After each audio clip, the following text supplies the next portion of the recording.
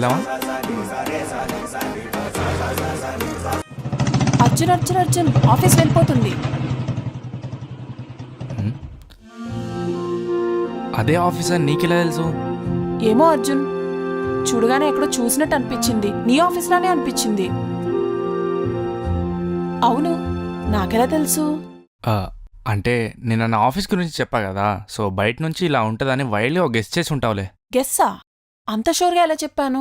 నిజం చెప్పు, నువ్వు ఫ్యూచర్ నుండి వచ్చినావు కదా, నెక్స్ట్ ఇయర్ ఏమవుతుంది? నెక్స్ట్ సీఎం ఎవరు? బానే కామెడీ చేస్తున్నావు, పద పోదాం.